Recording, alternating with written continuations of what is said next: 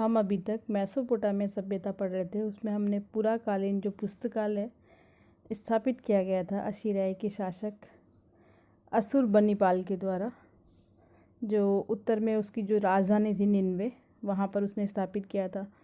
वहाँ इतिहास, महाकाव्य, शगुन साहित्य, ज्योतिष विद्या, स्तुतियों, कविताओं, पट्टिकाओं को उसने बहुत इकट्ठा करने का प्रयास किया। दक्षिण में पुरानी पट्टिकाओं का पता लगाने के लिए भी भेजा।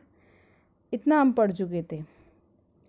अब इसी के आगे इस पुस्तकालय के बारे में बताया गया है कि इस पुस्तकालय में बहुत सारे विद्यार्थियों को पढ़ने के लिए, पट्टिकाओं की नकल बनाने के लिए, अनेक प्रकार के कार्यों को तैयार करने के लिए तैयार किया जा रहा था। बेबीलोनिया एक ऐसा नगर था जहाँ पर पट्टिकाओं का विशेष संग्रह था। 1800 ईसा पूर्व में सुमेरियन भाषा जब बंद हो गई थी बोलना, यानी जब उसकी समाप्ति हो गई थी और अक्कदी भाषा का प्रारंभ हो गया था, द्विभाषी पट्टिकाएं जो प्रारंभ हो गई थी, जो सुमेरी और अक्कदी भाषाओं में लिखी गई थी, अब धीरे धीरे विद्यालय में वो पढ़ाई जाने लगी थी। पुरानी जो कीलाक्षर लिपि थी वो पट्टिकाएं भी पढ़ी और समझी जा सकती थी उस समय। तो जो अशुरबनीपाल जो शासक था उसने अनेक पट्टिकाओं की खोज करवाई। हमें जो हमारा जो गिलगेमिश जो महाकाव्य है उससे भी पता चलता है कि जो अशुरबनीपाल था उसने बहुत सारी पट्टिकाओं को तैयार भी करवाया, उनमें नाम और तिथि भी लिखे हुए थे।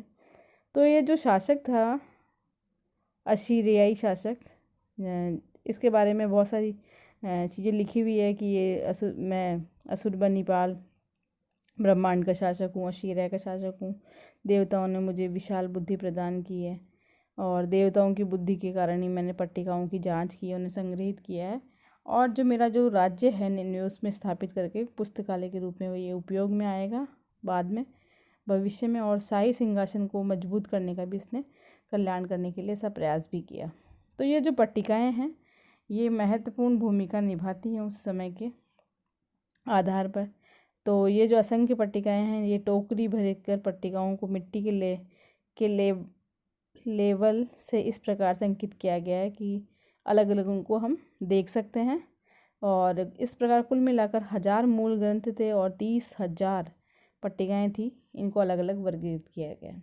अब हम बात करें दक्षिण कछार, एक आरंभिक पुरातत्ववेताओं ने एक और इसमें चीज़ ढूंढी है मेसोपोटामिया सभ्यता में।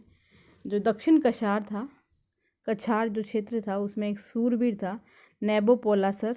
उसने बेबीलोनिया में 625 ईसा पूर्व में अशीरिया को से अधिपत्य से मुक्त कराया था। यानी कि जो पहले अशीरिया जो शासक था उनका समाप्त हो गया था और बेबीलोन पे अब नेबोपोलासर का शासक हो गया था। फिर धीरे धीरे उसके उत्तराधिकारी उस राज्य पर अधिकार करने लगे थे और बेबीलोन में भवन निर्माण की जो योजना थी वो प्रारंभ हो गई थी। और उस समय यानी 625 से लेकर के 539 ईसा तक ईरान में अकेमेनिड जो लोग थे उन्होंने विजित किया और बाद में 331 ईसा पूर्व तक सिकंदर से पराजित होने तक बेबीलोन दुनिया का प्रमुख नगर बना रहा। यानी बहुत लंबे समय तक हम ये कह सकते हैं जो बेबीलोन है वो एक नगर के रूप में प्रसिद्ध रहा। तब तक सिकंदर आया था। सिकंदर ने जब उस राज्य को पुनः छीनने का प्रयास किया था इनसे, तब तक ये एक प्रमुख नगर के रूप में रहा। और इसका जो क्षेत्रफल था वो 850 हेक्टेयर से अधिक था। 4 दीवारी जो तिहरी थी, बड़े बड़े राजमहल मंदिर थे इसमें, और जिगुरात यानी सीढ़ीदार मीनार भी थी। और ये जो नगर था ये मुख्य अनुष्ठान का केंद्र था, विस्तृत मार्ग था। व्यापारी जो थे वो दूर दूर तक आकर यहाँ कारोबार करते थे और गणितज्ञ और खगोलियों ने अनेक प्रकार की नई नई खोजें की। अब इसी राज्य की बात करें तो उसमें एक नेबोनिडस स्वतंत्र बेबीलोन का अंतिम शासक हुआ, जिसने लिखा है कि जो उर के नगर देवता थे वो मुझे सपने में आए हैं। और किसके सपने में? नेबोनिडस के सपने में आए हैं। ये एक अंतिम शासक था और कार्यभार संभालने के लिए उसको सपने में ये बताया गया कि एक महिला पुरोहित को नियुक्त किया जाए, क्योंकि पहले पूर्व काल में महिला पुरोहित प्रतिष्ठित की गई थी, नियुक्त की गई थी। तो उसे सपने में बार बार ऐसा आभास हो रहा था। तो उसने एक पट्टिका में जो 1150 ईसा के आसपास एक पट्टिका मिली और एक महिला पुरोहित का चित्र अंकित किया। उसमें आभूषण वेशभूषा को उसने ध्यान से देखा कि वो तो और फिर उसने अपनी पुत्री को वैसा ही तैयार किया और एक महिला पुरोहित के रूप में प्रतिष्ठित कर दिया।